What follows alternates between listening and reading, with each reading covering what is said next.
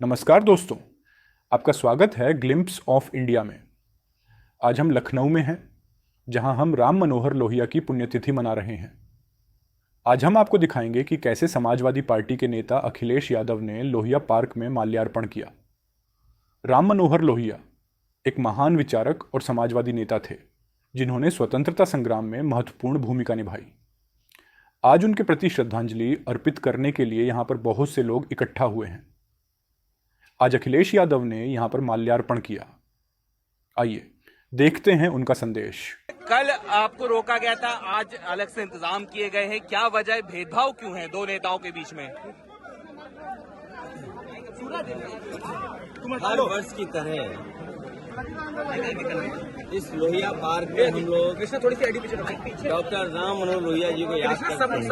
ID नीचे और आज के दिन हम सभी समाजवादी लोग इकट्ठे होते हैं यहाँ पर आकर के, और माल्यार्पण के बाद उनसे प्रेरणा लेते हुए संकल्प लेकर के जाते हैं कि डॉक्टर राम मनोहर लोहिया,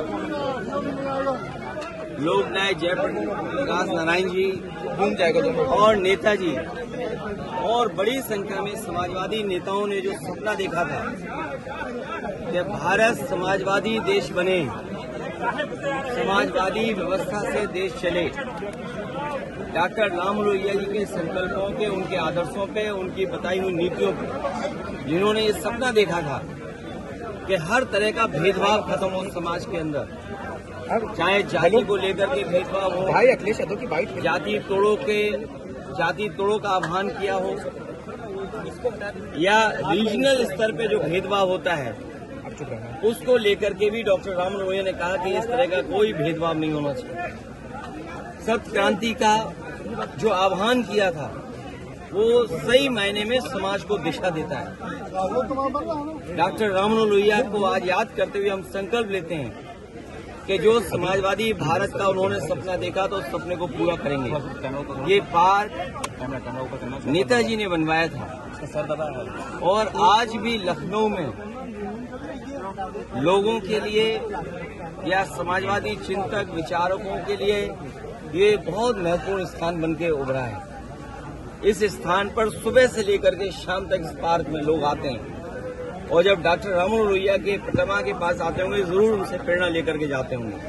और आज देश में सच्चाई यही है कि समाजवादी व्यवस्था से ही गरीबी दूर हो सकती है, समाजवादी व्यवस्था से ही पढ़ाई का जो भेदभाव है वो खत्म हो सकता है, समाजवादी व्यवस्था से ही जो डॉक्टर राम मनोहर लोहिया ने कभी कहा था कि दाम बांधो की नीति लागू हो, तो जिस तरह से महंगाई है, बेरोजगारी है, उसको अगर कोई खत्म कर सकता है तो समाजवादी नीतियां।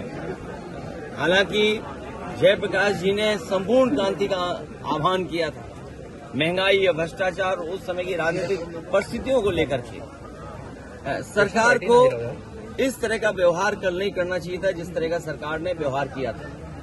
और ये बात कहना कि जीव जंतु हैं इसलिए आप नहीं जा सकते हो, तो जीव जंतु तो सड़कों पर भी हैं, हर जगह हैं, क्योंकि हर जगह आना जाना आप रोक देंगे क्या? जीव जंतु से आप पूरा यातायात रोक दोगे? सड़कों पे चलने को रोक दोगे क्या आप?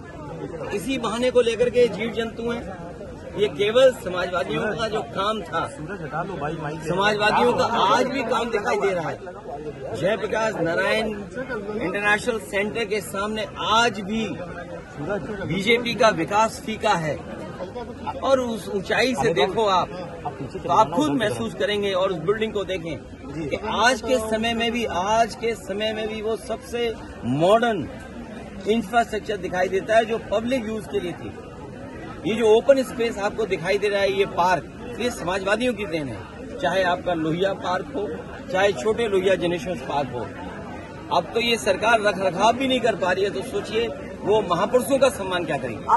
रेल मंत्रालय पे सवाल खड़े किए कि लगातार इस तरह की घटनाएं होती जा रही हैं। देखिए, रेल मंत्रालय पे पहले भी बहुत उंगलियां उठी हैं।